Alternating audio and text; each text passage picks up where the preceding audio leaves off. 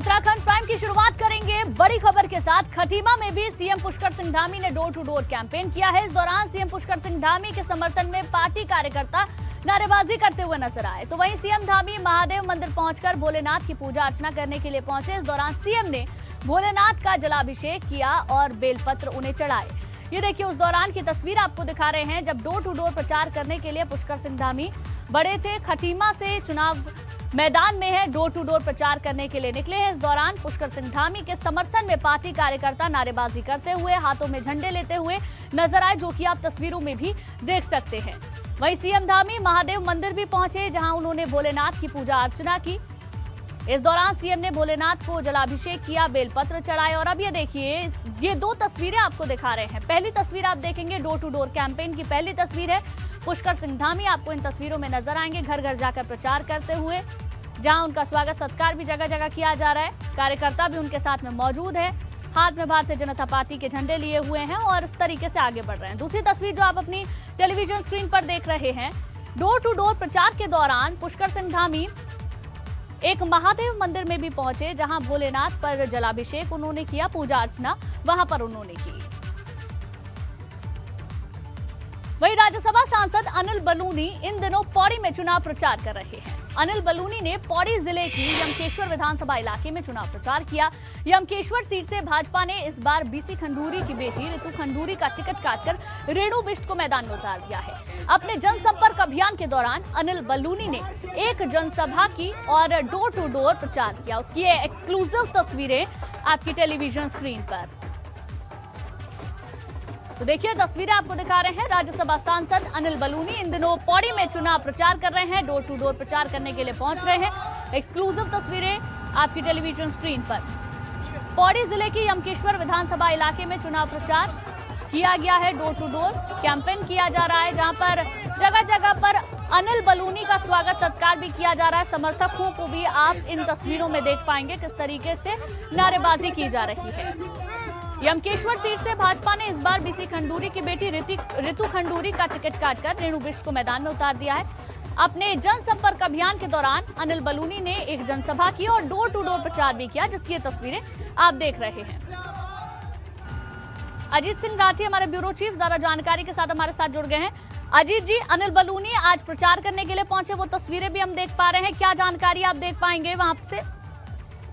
गुंजन, देखिए ये यमकेश्वर विधानसभा क्षेत्र है। यहाँ से बीसी खंडूरी की बेटी खंडूरी पहले विधायक रह चुकी है, अब वो कोटद्वार से लड़ रही हैं और यहाँ से रेणु बिष्ट चुनाव लड़ रही है। रेणु बिष्ट पार्टी की प्रत्याशी है। उन्हीं के पक्ष में यहाँ पर अनिल बलूनी जो राष्ट्रीय मीडिया प्रभारी है भारतीय जनता पार्टी की, ये जगह है द्वारीखाल मंडल।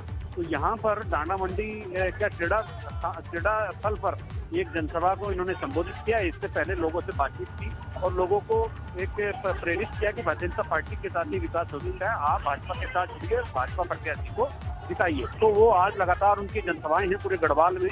तो अभी उन्होंने यमकेश्वर विधानसभा क्षेत्र की जनसभा और डोर टू डोर कैंपेन को संपन्न किया। चलिए ठीक है, बहुत बहुत शुक्रिया आपका जानकारी के लिए। तो देखिए लगातार ये तस्वीरें आपको दिखा रहे हैं। अनिल बलूनी आपको इन तस्वीरों में नजर आएंगे, जहां जगह जगह उनका स्वागत हो रहा है। एक जनसभा भी यहाँ पर उन्होंने की है और डोर टू डोर प्रचार भी किया है। और चलिए अब बात करेंगे उत्तराखंड की बड़ी खबर की। राहुल गांधी आज एक दिवसीय दौरे पर उत्तराखंड आ रहे हैं। किच्छा और हरिद्वार में राहुल गांधी का दौरा है। राहुल गांधी करीब 4 बजे हरिद्वार पहुंचेंगे। इस दौरान राहुल गांधी वर्चुअल जनसभा को संबोधित करेंगे। विधानसभा चुनाव को लेकर राहुल गांधी कार्यकर्ताओं में जोश भरेंगे। इसके साथ ही राहुल 5:30 बजे हर की पैड़ी पर गंगा आरती में भी शामिल होंगे। अब ये देखिए दो तस्वीरें आपको दिखा रहे हैं। हरिद्वार में राहुल का दौरा है, ज्यादा से ज्यादा लोग जुटे, इसकी पूरी तैयारी पार्टी कार्यकर्ताओं की ओर से की गई है। दूसरी तस्वीर आप देखेंगे, राहुल गांधी के आगमन को लेकर कार्यकर्ताओं में जोश है, खुशी है और तमाम तरीके की तैयारियां उनके इस दौरे को लेकर की गई है। इससे पहले राहुल गांधी चुनावों के ऐलान से पहले देहरादून पहुंचे थे, जहां उन्होंने जनसभा को संबोधित किया था और खास तौर पर सैनिकों को लेकर कई बड़ी बातें कही थी। सैनिक दिवस पर ही वो पहुंचे थे। किच्छा और हरिद्वार में राहुल गांधी का ये दौरा है, यानी कि उत्तराखंड में चुनावों के बीच में दूसरी बार राहुल गांधी पहुंच रहे हैं। करीब 4 बजे हरिद्वार पहुंचेंगे, वर्चुअल जनसभा को संबोधित करने वाले। अब देखने वाली बात होगी क्या कुछ हरिद्वार की धरती से राहुल गांधी कहते हैं। बहरहाल कार्यकर्ताओं में काफी उत्साह है, उनके आगमन को लेकर तमाम तैयारी कर ली गई है, चाहे सुरक्षा के लिहाज से हो या फिर चुनावों के लिहाज से हो। इसके साथ ही राहुल 5:30 बजे हर की पैड़ी पर गंगा आरती में भी आज शामिल होने वाले हैं। 2 तस्वीरें लगातार आप अपनी टेलीविजन स्क्रीन पर देख रहे हैं। पहली तस्वीर राहुल गांधी के दौरे को लेकर बड़ी संख्या में लोग जुटे, इसकी तैयारी की गई है। वर्चुअली संवाद होगा, तो ऐसे में फिजिकली लोग तो बहुत ज्यादा नहीं रहेंगे, लेकिन ज्यादा से ज्यादा लोग कनेक्ट जरूर हो पाए, इसकी तैयारी की गई है।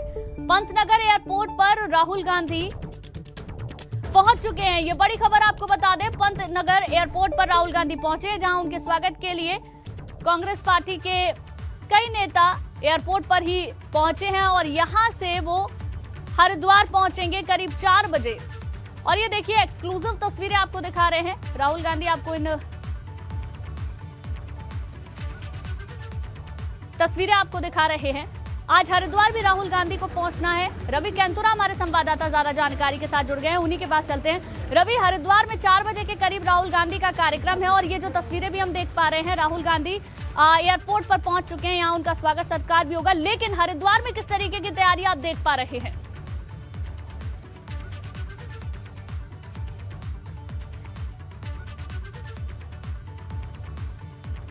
वो किच्छा पहुंच चुके हैं और जब वो पंतनगर एयरपोर्ट पहुंचे तो सड़क मार्ग से जब वो जा रहे थे तो उन्होंने अपने ड्राइवर को उतारकर जो प्रदेश अध्यक्ष गणेश गोदियाल वो खुद जो है राहुल गांधी की गाड़ी को चलाते हुए दिखाई दिए हैं।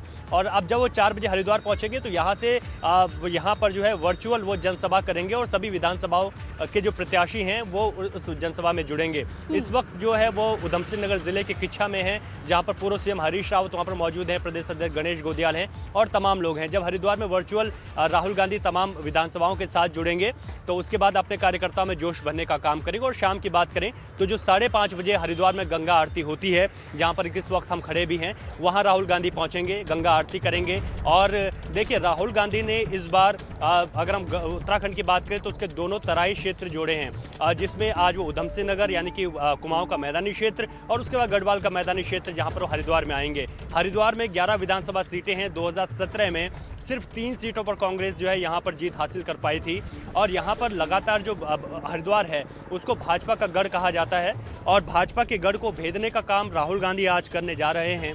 हरिद्वार में आएंगे, हरिद्वार के अपने कार्यकर्ताओं के साथ मिलेंगे और यहीं से कई विधानसभाओं के साथ वर्चुअली जुड़ेंगे। हरिद्वार पूरा जिला बीजेपी का गढ़ कहा जाता है। लगातार यहाँ से अगर नगर सीट की बात करें तो 2002 से पहले चुनाव से लेकर अब तक 4 चुनाव में मदन कौशिक की जीत दर्ज हुई है और इस बार भी मदन कौशिक 2022 के चुनावी रण में फिर से मैदान में है। तो ये कोशिश रहेगी कांग्रेस की कि कैसे वो यहाँ पर अपने आप को मजबूत कर सकें। जी जी बिल्कुल रवि, कांग्रेस पार्टी की ओर से लगातार ये कोशिश की जा रही है कि किस तरीके से अपने आप को उत्तराखंड में तो कम से कम मजबूत करें। शुक्रिया आपका जानकारी के लिए। तो लगातार हम देख रहे हैं प्रियंका गांधी अलग अलग जगहों पर पहुंच रही है, डोर टू डोर प्रचार वो कर रही हैं। दूसरी तरफ आज राहुल गांधी जब पहुंचने वाले हैं तो क्या कुछ कहेंगे, देखने वाली बात होगी। रवि शुक्रिया आपका जानकारी के लिए। वहीं पूर्व मंत्री हरक सिंह रावत ने इन दिनों लैंसडाउन में अपनी पुत्रवधू अनुकृति गोसाई के लिए प्रचार किया है। अनुकृति गोसाई को कांग्रेस ने लैंसडाउन सीट से टिकट दिया है। हरक सिंह लैंसडाउन में अनुकृति के लिए डोर टू डोर प्रचार कर रहे हैं। हरक सिंह रावत से बातचीत की हमारे संवाददाता आलोक रावत ने, सुनिए। पौड़ी जिले की लैंसडाउन विधानसभा में इस वक्त मैं मौजूद हूँ, जहाँ पे पूर्व कैबिनेट मंत्री हरक सिंह रावत की पुत्रवधू इस समय चुनावी रण में कांग्रेस प्रत्याशी के तौर पर उतरी। मेरे साथ मौजूद हैं पूर्व कैबिनेट मंत्री हरक सिंह रावत, जिनकी पुत्रवधू इस समय चुनावी रण में है लैंसडाउन क्षेत्र से। उनसे बात करेंगे कि क्या कुछ रणनीति उन्होंने तैयार की। साल से भारतीय जनता पार्टी के विधायक जी हैं और लोगों में बहुत नाराजगी है यहाँ के विकास को लेकर, यहाँ की समस्याओं को लेकर। उस सड़क अगर आप देखेंगे तो लगेगा कि बहुत जर्जर हालत है। कोरोना महामारी के कारण जो लोग गांव में आए उनके पास आज रोजगार का बहुत बड़ा एक संकट पैदा हो गया, स्वास्थ्य सेवाएं चरमरा गई हैं, इसलिए लोगों के मन में एक बहुत बड़ा आक्रोश है। रावत जी, सिटिंग विधायक जो है यहाँ पे वो 10 साल का कार्यकाल पूरा कर चुके हैं। किस तरह से तक को आप लोग तोड़ने जा रहे हैं, क्योंकि एक नया चेहरा इस समय राजनीति में उतरा है कांग्रेस की तरफ से।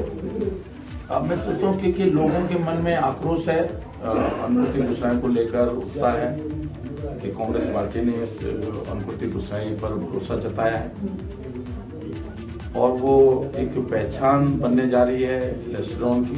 पहली बार मैं देख रहा हूँ कि किसी विधानसभा में जो सारे टिकट के दावेदार थे वो सब एक झंडे के नीचे, कांग्रेस के झंडे के नीचे महसूल के तरीके के लिए, बदलाव परिवर्तन लाने के लिए एकजुट होकर काम कर रहे हैं।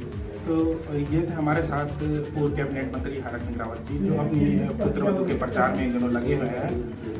इनका साफ तौर पर कहना है कि जो भाजपा के सिटिंग विधायक हैं महंत दिलीप रावत जी, उनके कार्यकाल को जनता बखूबी देख चुकी है और जनता उनसे काफी निराश चल रही है। बॉडी से आलोक रावत, एबीपी। वहीं कोटद्वार में भाजपा प्रत्याशी Ritu Khanduri door to door campaign कर रही हैं। रितु खंडूरी का कहना है कि उन्हें क्षेत्र का सहयोग मिल रहा है, जनता सहयोग कर रही है। बहुत जल्द कोटद्वार की जनता के लिए एक दृष्टि पत्र भी निकाला जाएगा। का ही रहेगा। पिछले 5 साल मेरी जो राजनीति रही है, मेरा विकास ही हमेशा से मुद्दा रही है, तो कोटद्वार में भी विकास का मुद्दा ही रहेगा।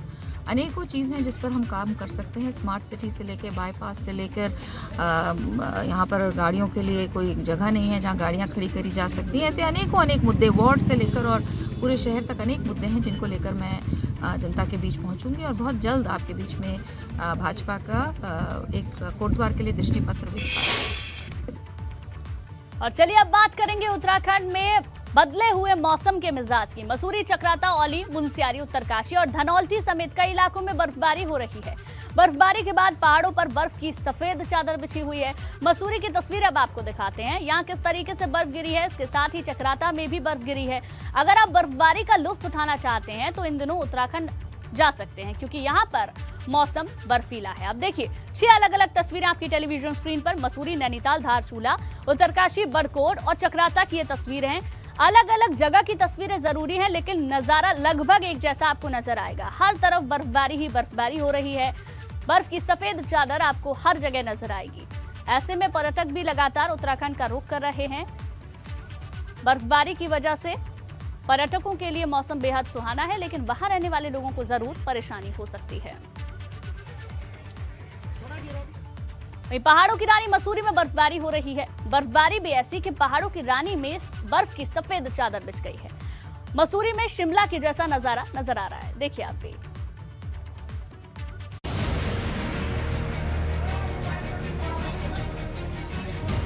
कुदरत ने पहाड़ों की रानी की खूबसूरती में 4 चांद लगा दिए हैं। बर्फ ऐसे गिर रही मानो आसमान से रुई की बरसात हो रही। सैलानियों को तो जैसे इसी मौसम का इंतजार था, इसीलिए उनकी खुशी छिपाए नहीं छिप रही है और ठंड के बावजूद सैलानियों का जोश हाई है।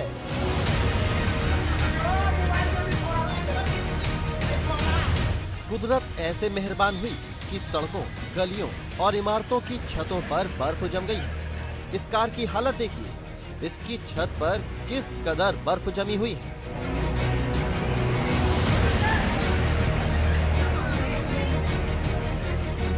बर्फबारी की वजह से हालांकि थोड़ी मुश्किल भी बढ़ गई है। बर्फ पर गाड़ियों के टायर फिसल रहे हैं, जिससे आवाजाही में परेशानी हो रही है। कई लोग तो अपनी गाड़ियों को धक्का मारकर जैसे तैसे बर्फ के बीच से निकल रहे हैं। परेशानी भले ही कितनी है, मगर बर्फबारी होने से लोग सब परेशानी भूल गए हैं। बर्फबारी की खबर के बाद बड़ी संख्या में सैलानी मसूरी पहुंचे थे। ऐसे में बर्फबारी होते देख उनकी खुशी का कोई ठिकाना नहीं रहा। एबीपी गंगा के लिए मसूरी से सुनील सोनकर की रिपोर्ट। उधर मसूरी के आसपास के इलाकों में भी बर्फबारी हुई है। बर्फबारी की खबर के बाद सैलानी मसूरी का रुख कर रहे हैं और इस हसीन मौसम का लुत्फ उठा रहे हैं। हालांकि बर्फबारी की वजह से धनौल्टी रोड कई जगह पर बाधित हो गया है। देखिए तस्वीरें भी आपको दिखा रहे हैं किस तरीके से मसूरी के आसपास के इलाकों में भी बर्फबारी हुई है। ऐसे में सैलानी रुख कर रहे हैं उत्तराखंड की ओर। वहीं नैनीताल में भी कुदरत मेहरबान हुई है। नैनीताल में पिछले 2 दिनों से बर्फबारी जारी है। नैनीताल के आसपास की पहाड़ियों पर बर्फ ऐसे जम गई है कि पहाड़ियां सफेद नजर आ रही हैं। पेड़ों की हरियाली के बीच से बर्फ ऐसे चमक रही है मानो किसी ने पहाड़ों को सफेद रंग से रंग दिया हो। और ये खूबसूरती, प्राकृतिक खूबसूरती साफ तौर पर देखी जा सकती है। सैलानी भी बर्फबारी का लुत्फ उठाने के लिए पहुंच रहे हैं।